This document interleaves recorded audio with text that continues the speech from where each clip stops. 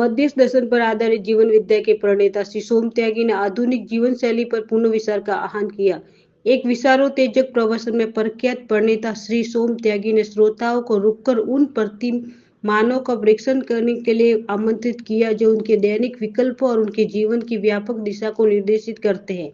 जिन उत्सव पूर्वे नामक कार्यक्रम ने श्रोताओं से अक्सर पूछे जाने वाले प्रश्न आपके जीवन का। मैं सोम त्यागी बेसिकली छत्तीसगढ़ रायपुर से बिलोंग करता हूँ। यहाँ पे हम एक 3 घंटे का इंट्रोडक्शन कर रहे हैं जो कि बेसिकली जीवन विद्या मध्यस्थ दर्शन के नाम से है। मध्यस्थ दर्शन जीवन विद्या आदरणीय ए नागराज जी जो बेसिकली कर्नाटक साउथ के रहने वाले थे, उनके माध्यम से 1970 के आसपास अमरकंटक में ये एक अनुसंधान हुआ है जिसमें कि पूरा अस्तित्व और पूरा मानव के होने को हम साइंटिफिकली समझ सकते हैं। तो जिस तरह से अभी तक हम क्लासरूम में फिजिक्स और केमिस्ट्री पढ़ाते हैं, इंजीनियरिंग और मेडिकल साइंस पढ़ाते हैं, उसी तरह से हम ज़िंदगी को क्लासरूम में ला सकते हैं और एक हेल्दी माइंडसेट हम क्लासरूम में दे सकते हैं।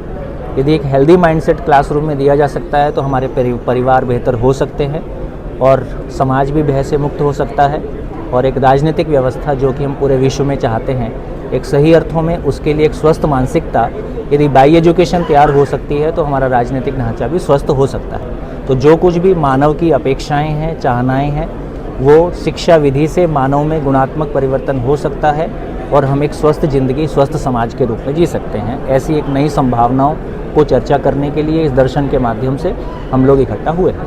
इससे पहले आपने सर कितने वर्कशॉप किए हुए और इसका मुख्य? मैं लगभग 25 साल से इस दर्शन में हूँ और लगभग 307 डेज़ 8 डेज़ वर्कशॉप को मैंने पूरे भारत में लगभग 16 राज्यों में लीड किया है।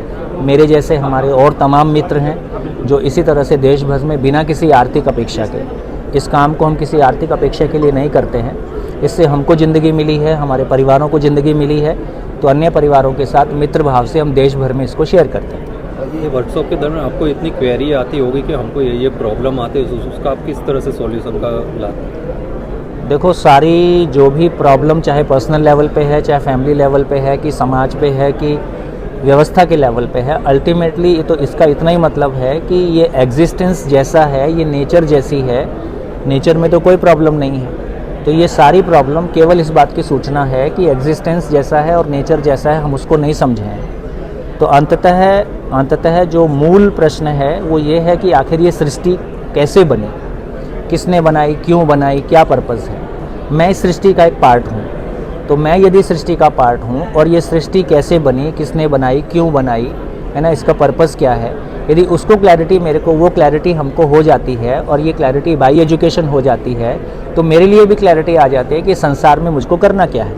अब तक हम जो कुछ भी कर रहे हैं मोटे रूप में हमारी चाहनाएँ हैं कि हम कुछ आर्थिक उपार्जन कर लेते हैं, तो पैसा कमा के सुखी हो जाएं, पद कमा के सुखी हो जाएं, कुछ साधनों से सुखी हो जाएं, इस तरह के कुछ मॉडल हमारे पास हैं। इन सारे मॉडल से अंततः हमको मानव समझ में नहीं आया, क्योंकि हमने दुख पाया तो अपनों से पाया कि परायों से पाया, तो अपने घरों में ही हमने दुख पाए। तो इसका अर्थ है कि मानव की क्लैरिटी बनेगी तो फिर वो ना प्रॉब्लम व्यक्तिगत लेवल पे रहेगी, ना वो परिवार और समाज के लेवल पे रहेगी।